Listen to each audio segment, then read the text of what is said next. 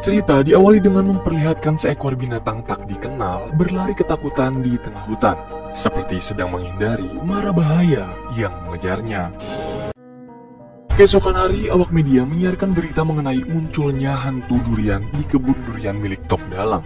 Sebagai pemilik kebun, Tok Dalang pun memberikan keterangan bahwa hantu durian sudah lama tinggal di kebun ini.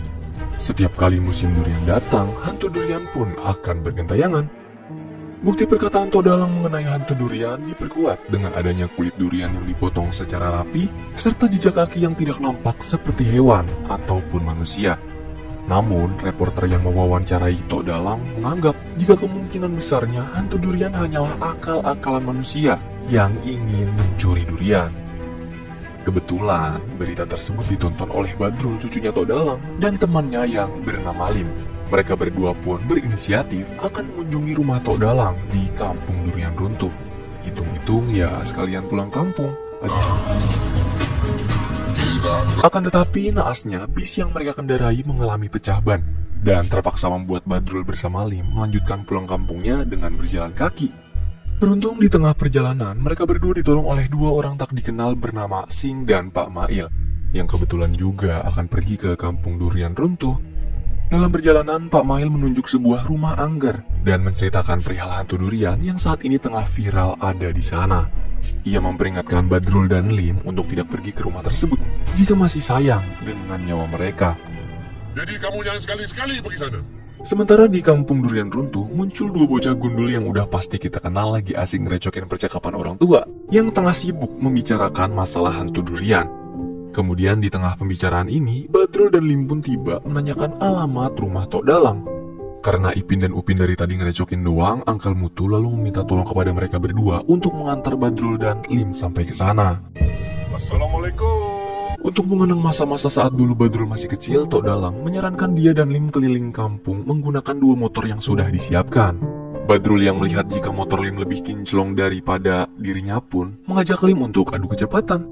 Alhasil perbuatan yang mereka buat merusak spion motor dan hampir mencelakai seorang anak bernama Raju yang sedang asik mendengarkan musik sambil menunggangi sapi peliharaannya.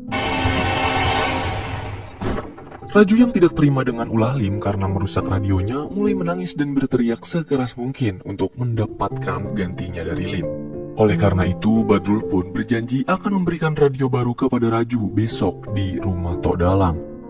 Pada malam hari, Badrul menanyakan Tok Dalang mengenai hantu durian yang ia ceritakan ke media. Tok Dalang kembali memberitahu pada Badrul bahwa ia pernah melihat sosok hantu durian begitu sangat mengerikan. Matanya berwarna merah terang dan jari jemarinya bercakar tajam. Mengerikan. Selesai bercerita, Tok Dalang pergi ke kebun untuk mencari durian yang sudah siap santap. Di sini Tok Dalang mendapati beberapa kulit durian yang sudah terkupas dan sebuah bayangan yang berlari sangat cepat. Kemudian di keesokan paginya, Lim dikejutkan dengan kehadiran Raju untuk menagih janji radio baru.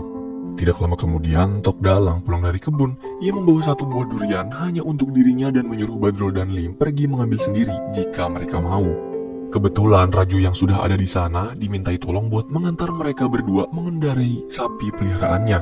Raju mengaku kalau dia bisa mengerti semua bahasa hewan, dan hewan pun bisa mengerti dengan apa yang ia bilang. Di tengah perjalanan tiba-tiba Upin dan Ipin menghentikan mereka dan memaksa ikut pergi ke kebun. Tapi sebelum itu, Raju kembali menagih janji Lim untuk memberikan radio baru kepadanya. Kebetulan Kak Arus juga berada di sana menuju kedai Angkal Mutu. Upin dan Ipin pun meminta izin untuk pergi ke kebun bersama Raju dan cucu Tok Dalang. Tidak membutuhkan waktu terlalu lama, sampailah mereka di kebun durian Tok Dalang. Lim yang terlahir dan besar di kota terlihat norak saat mendapati banyak durian. Bahkan Lim coba memanjat salah satu pohon untuk mengambil durian, padahal cara yang biasa dilakukan orang kampung adalah menunggu durian itu jatuh ke tanah. Tiba-tiba Badrul dan Lim mendengar suara durian jatuh. Saat mereka berdua bergegas mencarinya, yang mereka temukan bukanlah durian, justru telapak kaki yang pernah Tok Dalang perlihatkan saat di TV.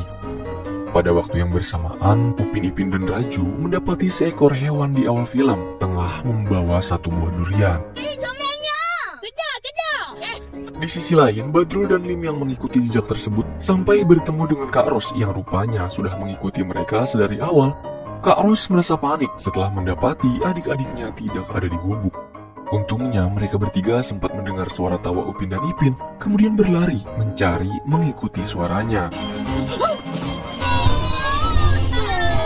Sampai akhirnya pengejaran membawa mereka ke tengah hutan dan berhasil memojokkan binatang tersebut. Beruntung, kemampuan Raju berhasil membuat mereka mendekat dan coba berbicara padanya. Kau ni apa? Kau tinggal sini ke? Hewan itu lalu mengenalkan diri bernama Opet. Kedatangannya ke kebun durian hanyalah untuk mendapatkan makanan dari sana. Di tengah perkenalan, tiba-tiba Opet mendengar suara panggilan dari Kak Ros yang sedang mencari Upin dan Ipin. Suara itu membuat Opet takut sampai ia pun kabur dari mereka. Setelah sudah bersama-sama, mereka coba mencari jalan keluar dari sini.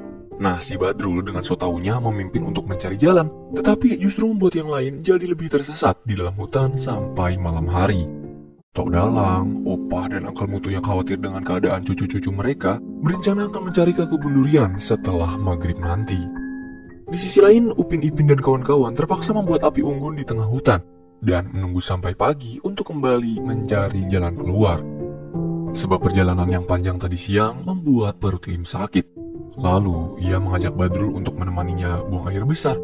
Tapi setelah itu selesai, tidak disangka-sangka keberadaan Badrul dan Lim diketahui hantu durian yang langsung menghampiri mereka. Sementara Upin Ipin dan lainnya dibuat terkejut dengan kemunculan Opet yang tiba-tiba menyuruh mereka buat lari sebab hantu durian juga berada di sana.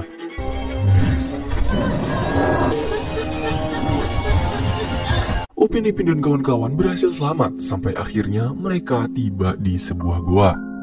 Karena tidak ada pilihan tempat sembunyi lain, Kak Ros mengajak adik-adiknya dan Raju untuk masuk ke dalam sampai situasi menjadi lebih baik. Tanpa disadari, Opet juga berada di sana dan meminta mereka mau mengikutinya.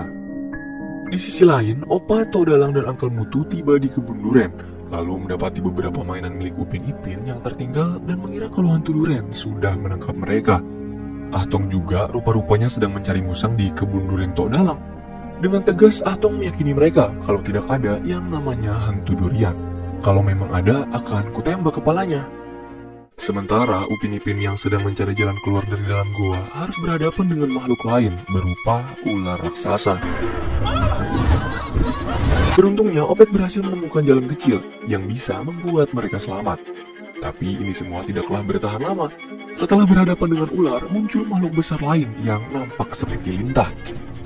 Karena saling berebutan mangsa, ular dan lintah akhirnya saling bertarung satu sama lain.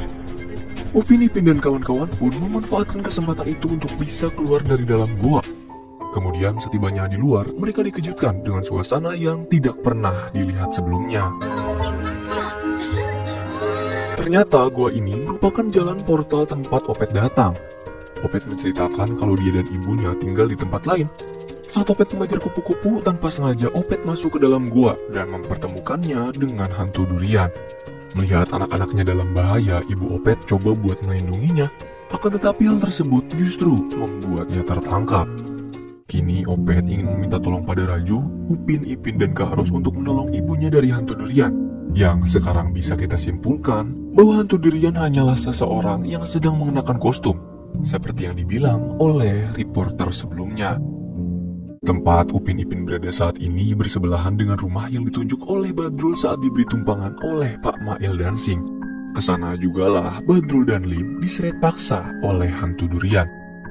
Untungnya Lim berhasil mengalihkan perhatiannya dan segera dimanfaatkan oleh Badrul membuat serangan mendadak. Terungkap bahwa orang di balik kostum hantu durian yang sedang viral selama ini adalah Sing. Tetapi selain Sing, masih ada satu orang lain menggunakan kostum hantu durian. Lalu karena takut akan penyamarannya tersebar ke semua warga kampung, Sing bersama satu orang lagi segera menyekap Badrul dan Lim di rumah tua. Nah, Upin Ipin dan kawan-kawan yang masih bersembunyi belum berani untuk membantu mereka. Di dalam rumah, Pak Mail sedang menghubungi seseorang dan akan melakukan transaksi besok pagi untuk menjual hewan hasil pemburuan liar juga ibunya Opet. Namun Pak Mail tidak menyadari jika diam-diam Karus membawa adik-adiknya serta Raju masuk ke dalam untuk menyelamatkan mereka semua. Lalu Opet diminta Raju untuk membuka pintu dari dalam. selagi Sing sibuk memindahkan durian. Sementara Saleh yang ternyata ikut menggunakan kostum hantu durian sedang sibuk dandan. Naas gelagat mereka diketahui oleh Pak Mail sebab keributan yang tidak sengaja dibuat oleh Opet. Sing yang sedari tadi mengangkat barang juga mendengarnya dan langsung berupaya menangkap mereka. Kak Ros, Ipin, dan Upin berlari ke dalam kamar Saleh demi menghindari kejaran Sing. Dan mereka bersama-sama membuatnya pingsan. Badrul juga Lim yang baru terbebas pun melemparkan semua benda ke arah Sing, lalu beradu skill dengannya.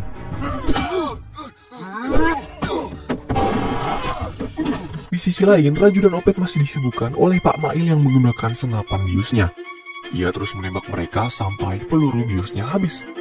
Setelah itu, Raju memancing Pak Mail untuk naik ke atas menggunakan tangga, dan diserang oleh Opet sampai terjatuh. Sekarang, selagi semua penjahat terkapar lemas, Badrul mengajak kawan-kawan untuk keluar dari rumah ini. Akan tetapi, Opet masih khawatir dengan ibunya yang masih terkekang dalam kurungan. Kemudian, Pak Mail pun memanfaatkan kelemahan mereka dan menangkap Opet. Dia menangkap Pak Mail lalu melemparkannya ke arah Sing sampai mereka berdua terpental jauh menghancurkan rumah. Kemarahan ibu Opet semakin menjadi-jadi saat mengira jika anaknya sudah tewas. Ia menghancurkan berbagai benda dan menyerang siapapun tanpa pandang bulu. Tidak ada pilihan lain, mereka harus kembali ke gua dan bertemu dengan ular sebelumnya.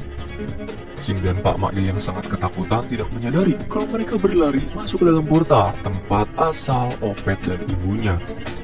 Sementara Upin, Ipin, dan kawan-kawan harus kembali dihadapkan dengan kemarahan ibu Opet.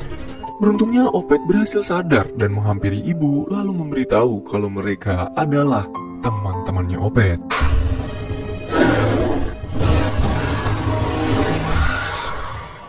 Setelah semuanya berakhir, Opet dan ibunya memutuskan untuk kembali ke alam mereka bersamaan dengan Tok Dalang, Opa, Angkal Mutu, dan Atom yang berhasil sampai ke sekitaran goa.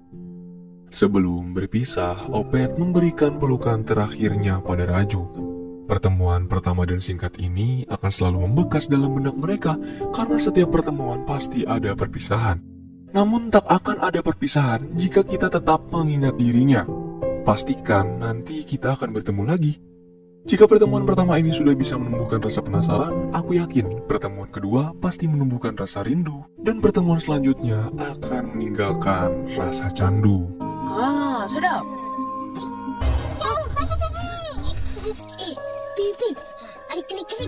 Selesai melepaskan Opet pergi, Upin, Ipin, dan kawan-kawan menghampiri asal suara dan bertemu dengan kakek nenek mereka. Tok Dalang juga mendapati Saleh yang selama ini berpura-pura menjadi hantu durian untuk melakukan perburuan liar di hutan. Dan film pun diakhiri dengan kesenangan Lim setelah mendapatkan durian yang sedari awal ia inginkan.